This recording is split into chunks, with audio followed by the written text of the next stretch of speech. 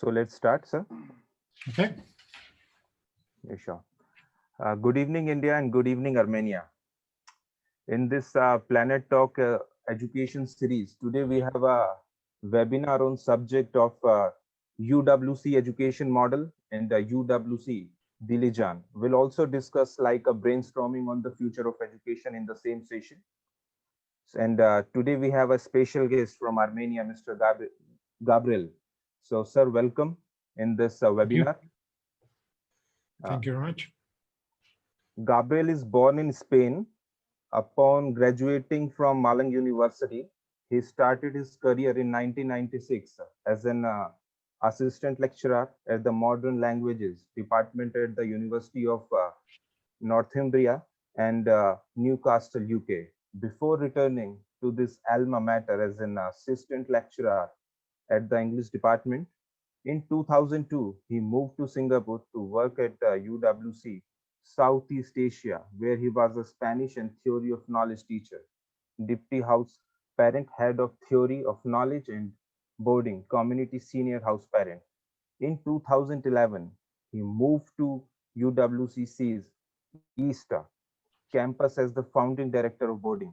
After 16 years at UWC Southeast Asia, Gabriel has moved to Armenia to join UWC Dilijan as its head of college.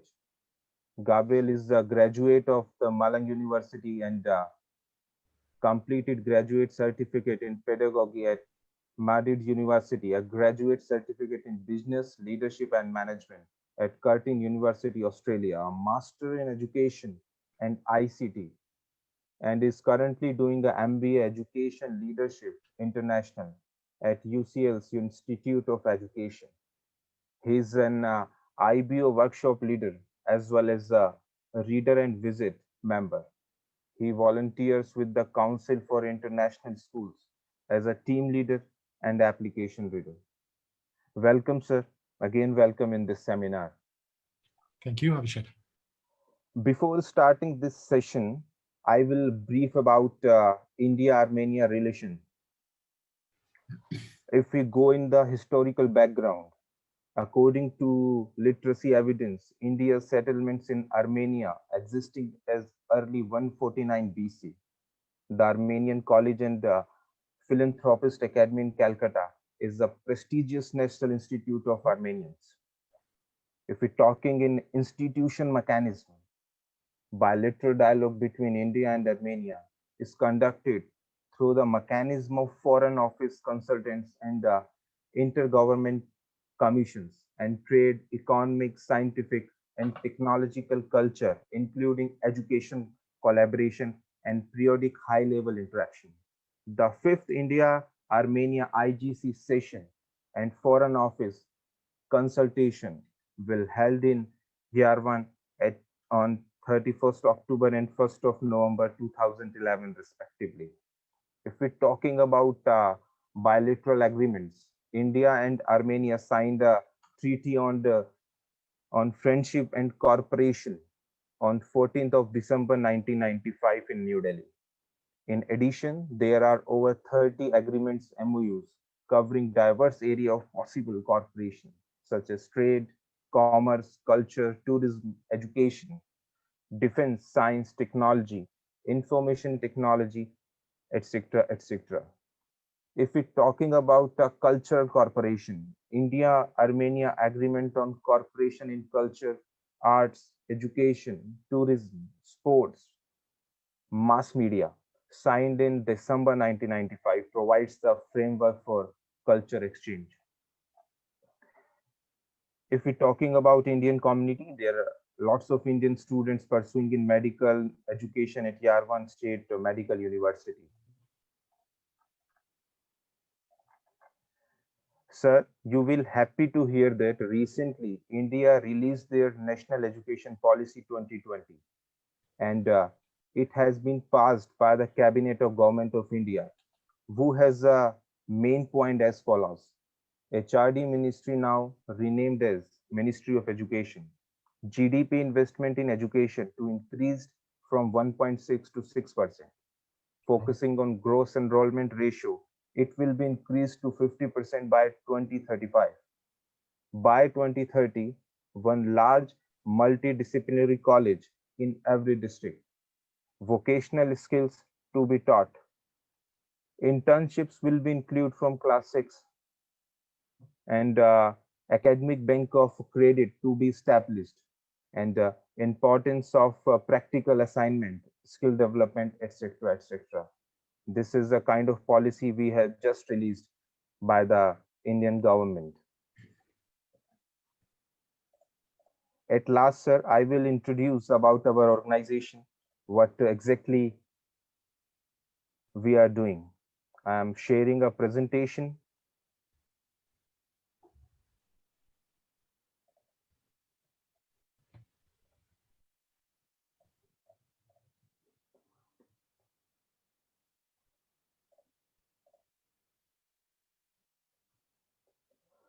So, sir, Vidya Bharati, Akhil Bharatiya Shiksha Sansthan, Uttarakhand. We are basically belong from the state of Uttarakhand.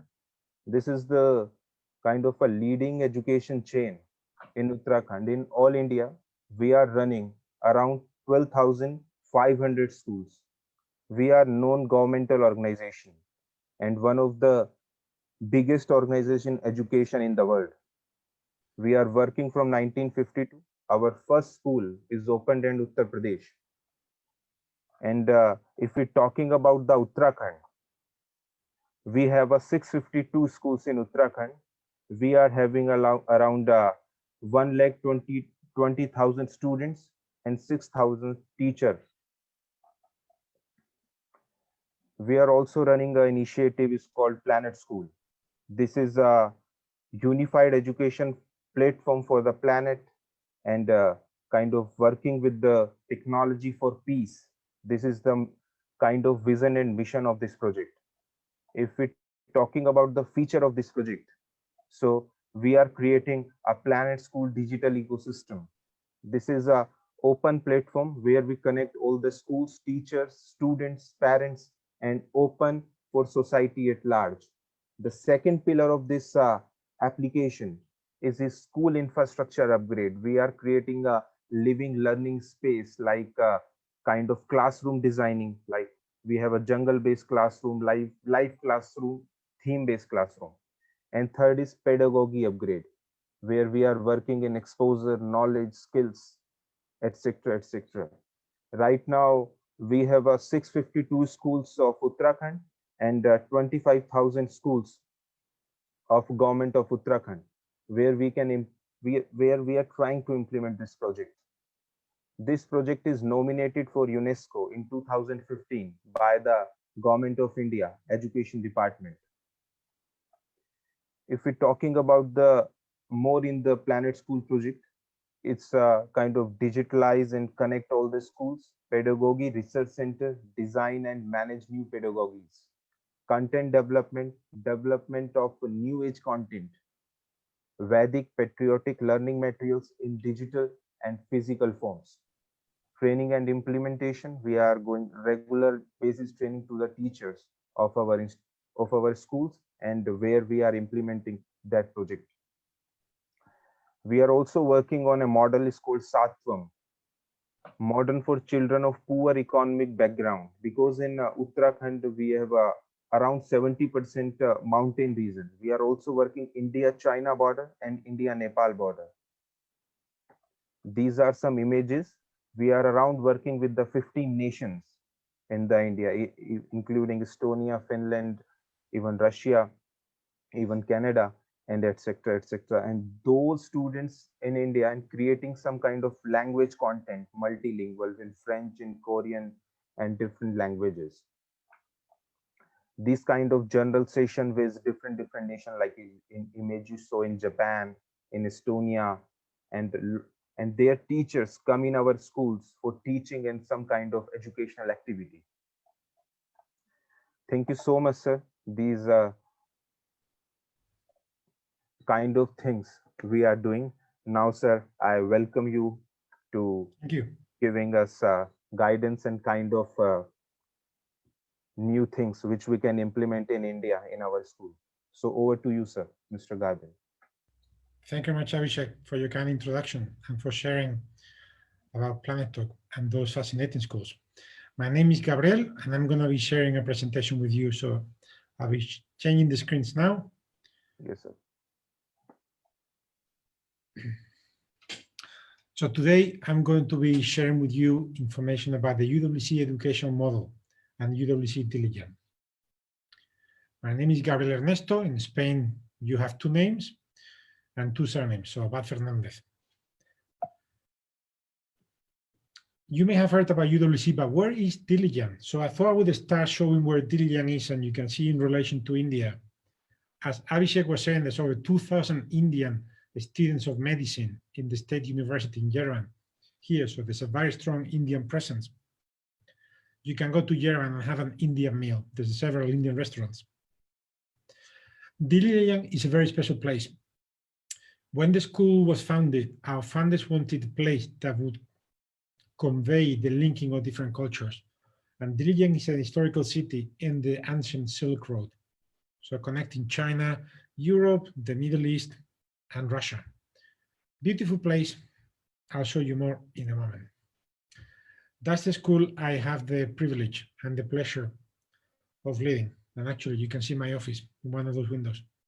We are situated in Diligent National Park. We're surrounded by forest. It's a beautiful place. We're at 13 meters high, so lots of clean air. For those of you near the Himalayas, exactly the same.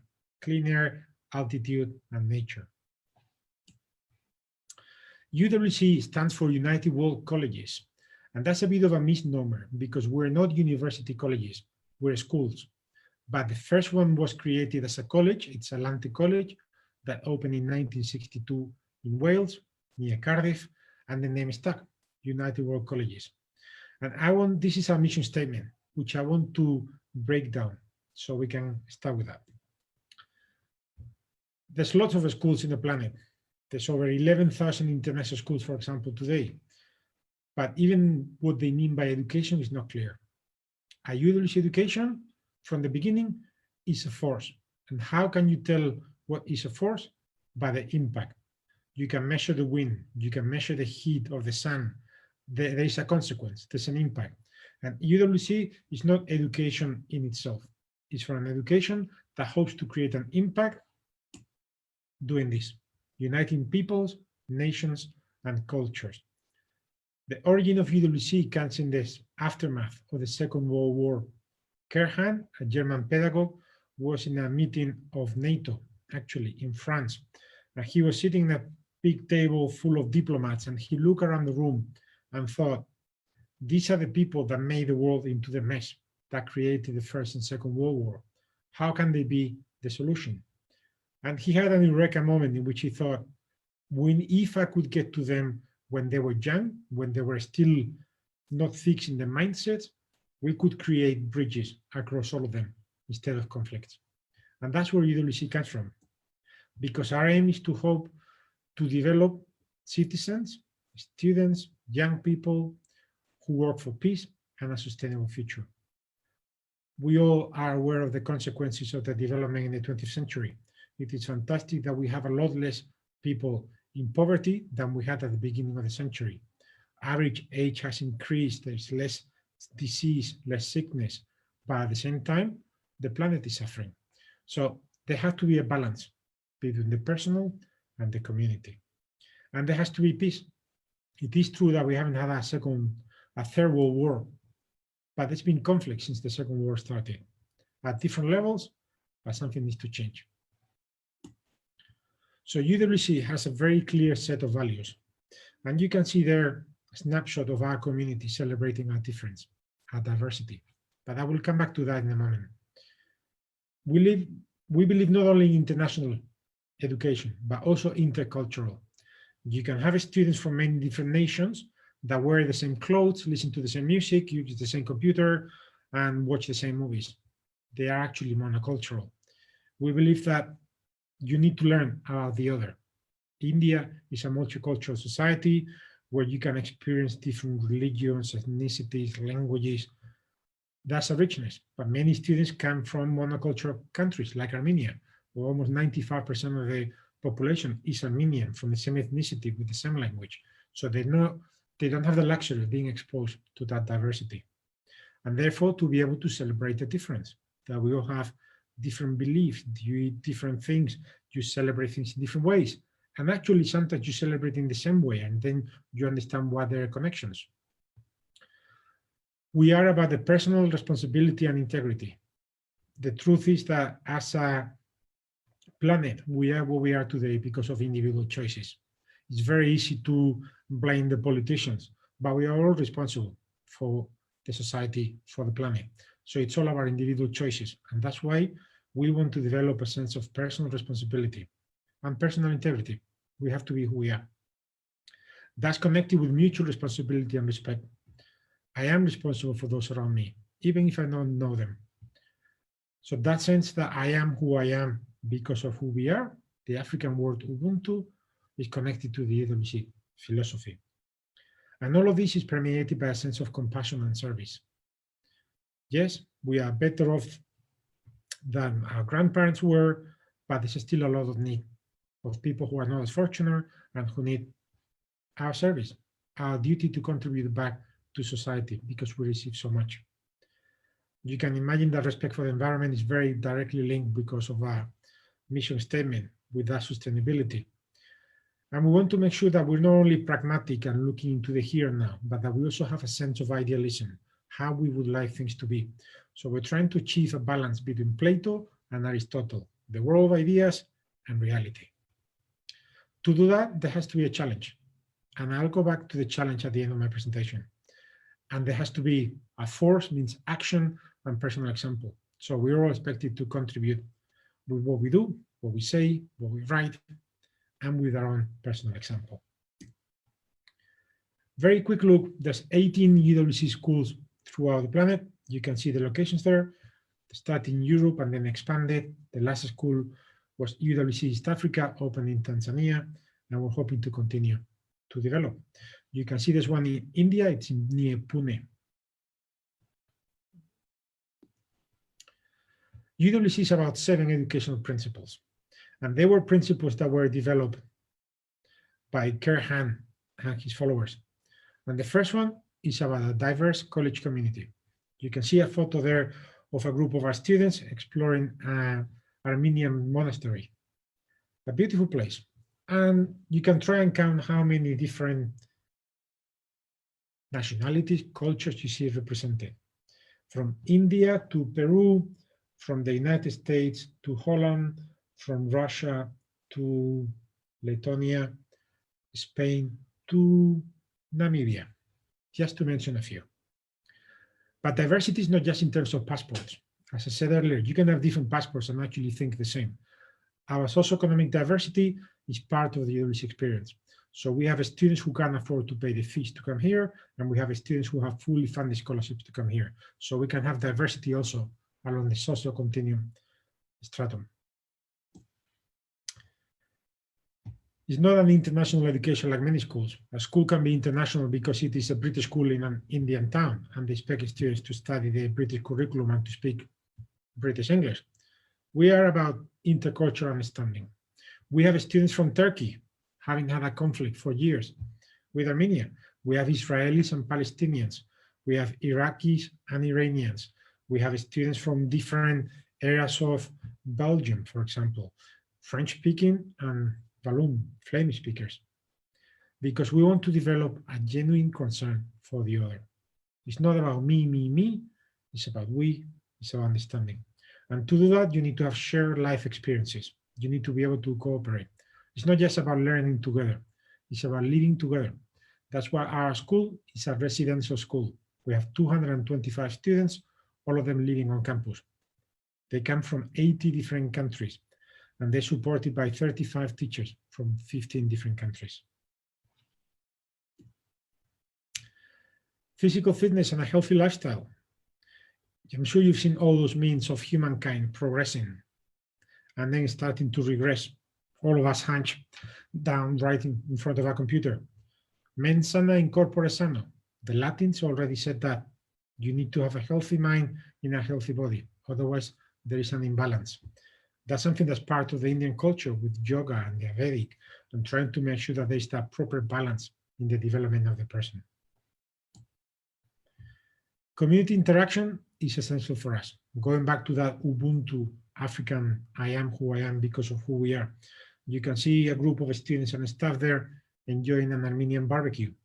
It's about living together, sharing experiences, because that develops not only my own identity, but the identity of the community. And to do that, we all have to participate. So everyone works at the same level. Sustainability at many levels. You can see some of our students working there in a greenhouse. We're about to produce 300 lettuces that will become as salads in our canteen. But it's not just making sure that we use less electricity or that we grow our own lettuce. It's about personal choices, about travel, about purchasing, about ordering takeaways from the local restaurant. So we have a group that develops the sustainability across the campus. For example, in our canteen, we measure how much food is not used at the end of the day and has to be thrown. And the students came up with a system whereby if the kilos of food not used increase, the snacks are not delivered the following day, to remind the students themselves that we're wasting food and that is not right. UWC is about personal initiative, self-discipline, responsibility. It's not a school where the student totally delegates the responsibility to the elders who will take care of him or her. It's about saying, I am who I am and I want to develop, and I am the agent of my own education. I will be supported by adults, I will be supported by teachers, by house parents, by a psychologist, by a doctor, by a university counselor, but they're all supporting me so that I can grow. And that's a very important distinction in the UWC educational model. You can see our students there. All of our new students are trained in first aid because we all have a responsibility, going back to the mutual responsibility. We're all trained in first aid, so if anybody needs help, we can provide that help. And that means that our students are encouraged to take risks and to embrace challenges. Our students do things that in many schools they wouldn't be allowed to do. They're building a composting facility right now. They go out in trekking expeditions. They do things that many schools will worry, that's too far out, we don't feel safe.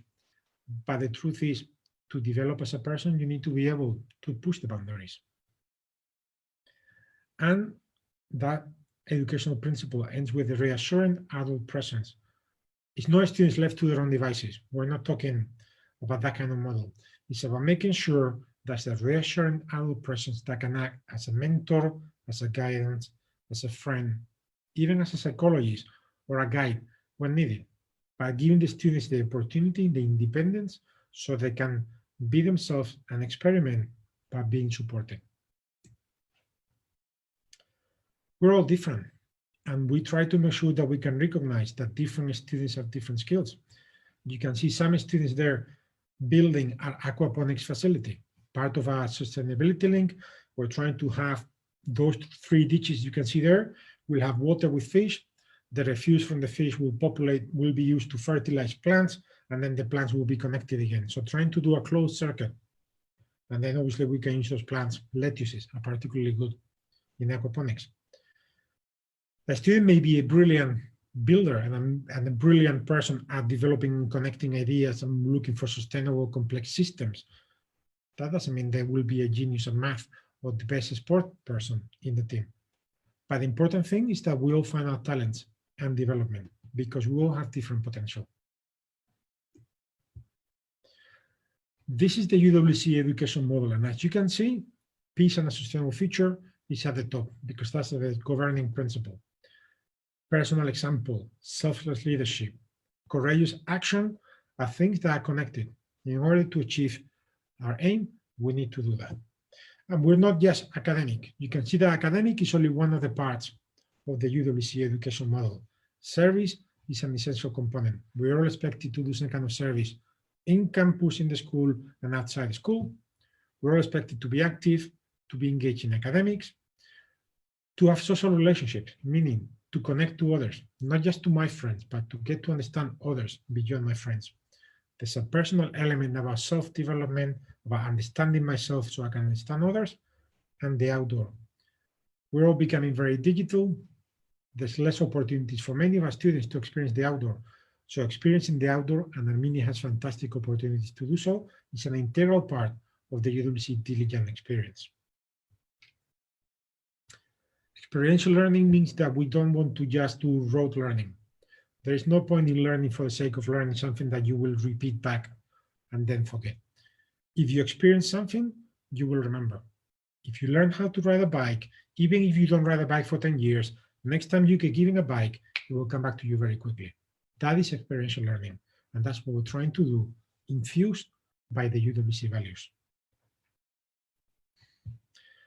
I'm going to focus now a bit on the academic. I know there's a big academic tradition in India. I know how important it is. So let's look at our academic program. We follow the IB diploma program, which is very distinct program because it sacrifices the narrowness of many educational systems for width. In some countries, you have to choose either humanities or the arts, or you have to choose between studying languages or math, physics, and chemistry. The IB, as you can see here, expects you to do everything. You are supposed to continue your development of your mother tongue and literature.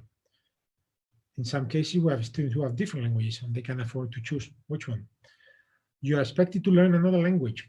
In a country like India, where most of the population is bilingual, at least, the concept of monolingualism is different.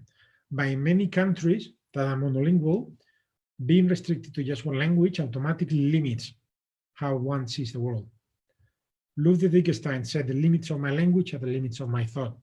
And in that sense, if I can only think in Spanish, I can only see the worldview of the Spanish mindset. The moment I learn another language, I start to see reality in a different way. That's why the IB expects all students to learn another language. Individuals and societies is what you would call humanities, geography, philosophy, history, economics. All of our students study math.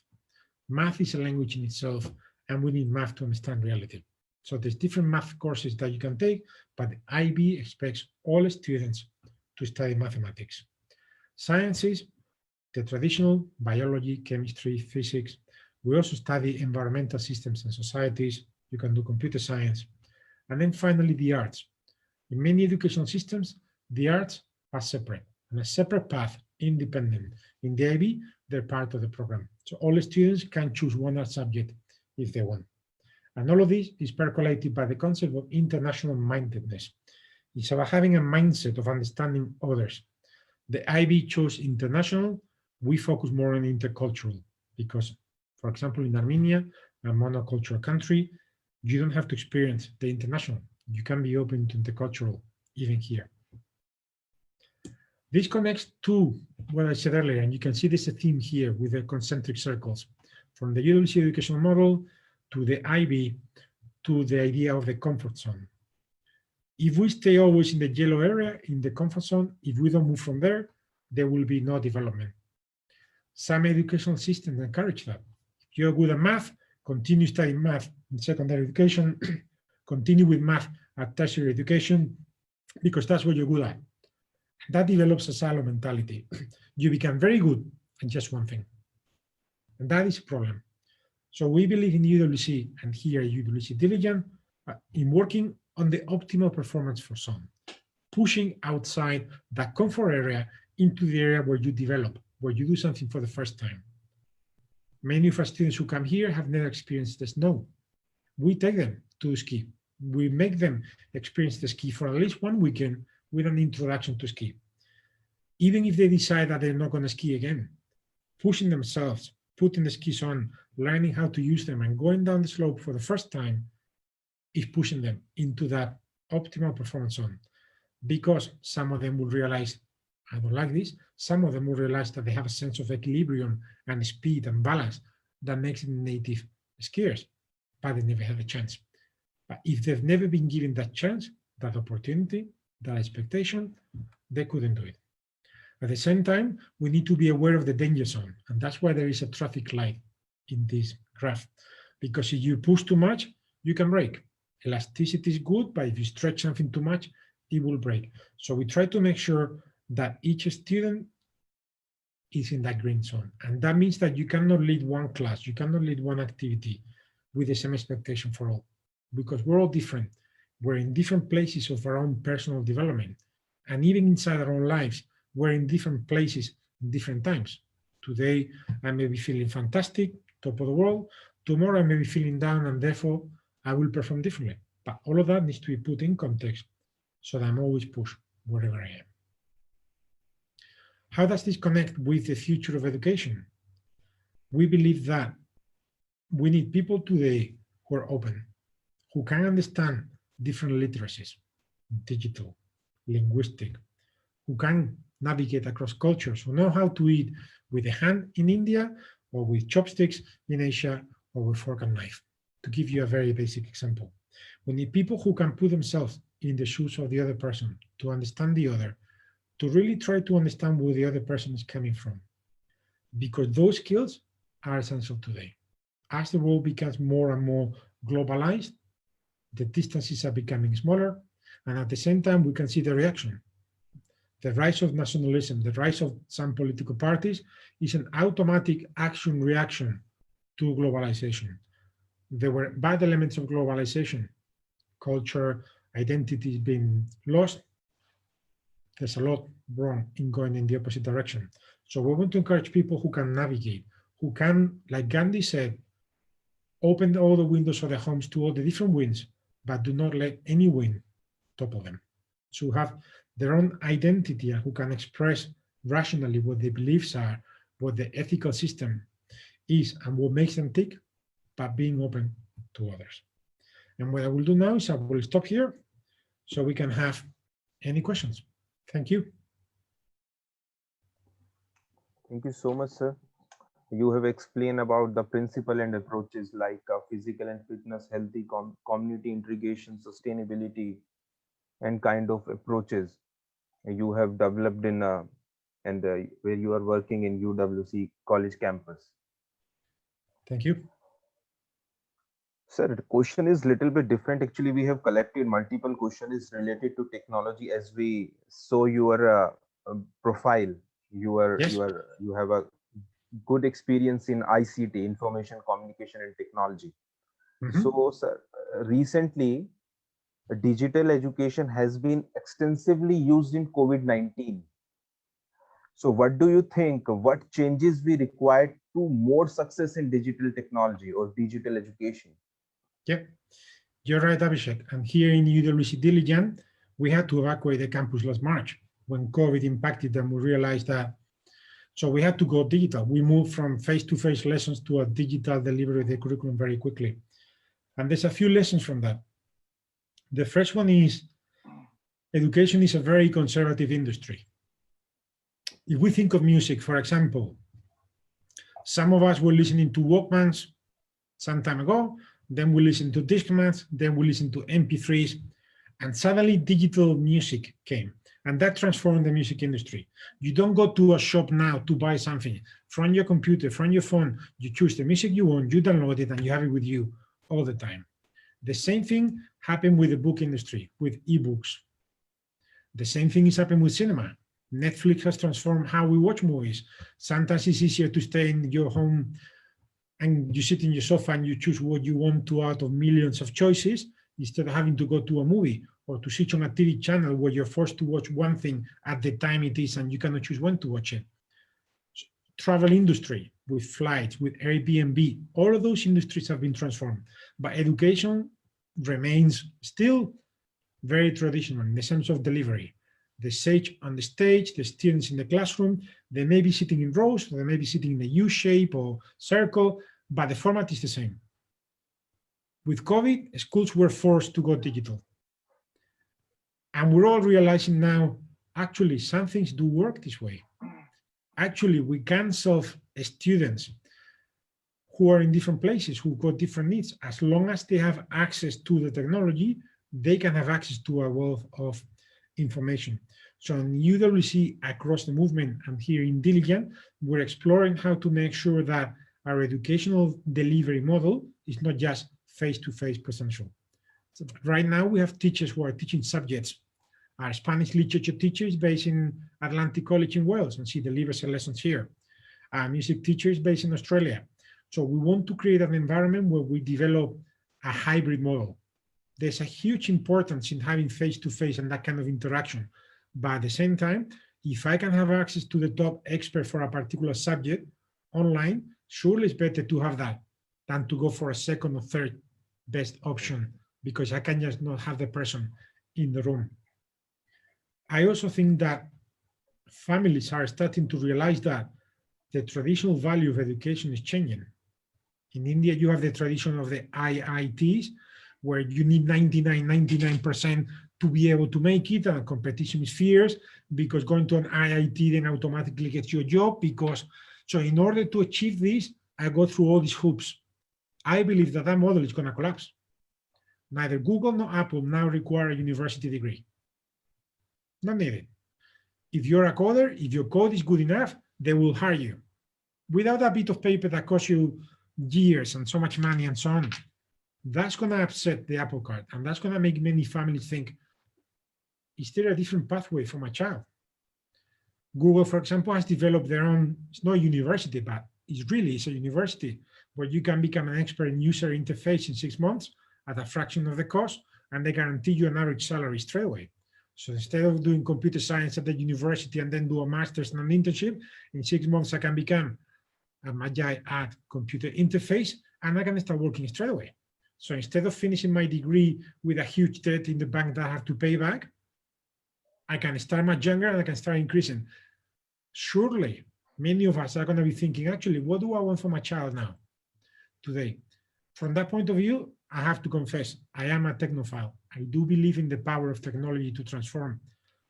To me, when I was very lucky to receive a scholarship from the European Union to study in a British university for 1 semester, and there wasn't much to do. I was in a campus, isolated, I didn't have money to go anywhere, but I spent days in the library, Netscape Navigator 2.0, the beginning of the internet. And I was able to spend hours visiting museums, reading books that I would have never had access to at the time. So since then, I became convinced we need to give as many opportunities as possible to have access to those opportunities. Because if you have that access and you have the passion, you have the interest, then you can see, boom, you can see the spark taking off. One more question, sir. Mm-hmm. What are the main problems in of online education? What are the main problem of online education? Then, I don't know if you're familiar with Dr. Puente Dura. Dr. Puente Dura developed the Samir model. He said, substitution. I can handwrite, or I can use a traditional typewriter. Or I can move to an electric typewriter that is quicker and allows me to do a couple more things, but I'm doing the same thing. I can move to a computer and I can use a word processor to do exactly the same. It's a better tool, it may be more efficient, but I'm doing the same. Whenever we in education, we do just substitution. Instead of being in the classroom, I'm giving you a lecture, the same lecture I would give you in a class, and doing via Zoom. That's not really using the power of technology. Yes, that's using a different channel. So in the Samir model, you move from substitution to adaptation. You start to use some of the affordances, some of the benefits of having technology, but that's still in the same level. To go one level up, you need to go into modification or redefinition. That's when you change the type of task you do. So you can ask a student, write an essay, and the essay can be handwritten, can be typed, it can be a PDF that I receive electronically. Actually, if I ask a student, I want you to use hypermedia, you can hyperlink, you can introduce multimedia, you can have voice, you can have video. Then that's when you're really changing. And that's where I think we're only starting to scratch the potentialities of technology in education. Getting, sir. Getting. Sir, the last question. We are working on a education platform, kind of education software. His name is Planet School, as I previously discussed. So what's your suggestion? What we will incorporate in our project? What kind of features in the current time we have to incorporate in our project? I think that the social element is fundamental. So any online learning platform, any virtual learning environment that focuses just on the person is missing the point. The second suggestion, if I may, is to focus on developing competencies. My father still has many of my notebooks from my primary education, and it's a bit of paper and it's somewhere. Something that's portable that you can take with you and that you can show. So if a student in any platform can develop a portfolio where the student can showcase, this is my development, this is what I've run, this is where I started, this is what I can do now, this is all the things I'm trying, that's a beautiful learning passport that you can introduce. So instead of relying on my degree comes from this university, or I did this in this company, actually, when you do that, you're giving the value to the company, the university, not to the student. So anything in which the student is empowered to be able to say, these are all the things I've learned, that would be fantastic. There's a big focus now to move away from content, knowledge, into skills. And not only into skills, but into competencies. I'm competent, I'm able to do this. I may not have a degree that says I'm a C1 Spanish speaker, but I can communicate, I can write, I can understand.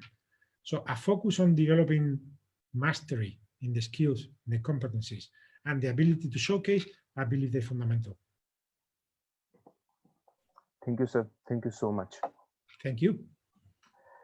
Thank you so much, sir. Again, you are giving your important time to us, and I would like to invite you in India. Even you told me you came to Delhi, My Pune. pleasure. So, but whenever next time you come to in India, so we'll try to meet you, and you I will do that. definitely try to see our schools. We have a good impact in every area of education. Where there is no government schools, we belongs. So we are even have a border areas, India, China, India, Nepal, and we have a very good impact in the education. I would love So, to sir, do that. Let's hope coronavirus finishes so we can all get back to traveling. definitely, sir. And I previously told again, we are working on a good project is Planet School, where we are connecting all the teachers and the social network, kind of educational social network. So this kind of small thinking, and the complete details will send you through email. Will do, please. Thank you. Thank you very much, Abhishek, for this opportunity. And thank you Thank all you so, for listening. thank you so much, sir. Namaste. Namaste. Thank you so much, sir. Thank you.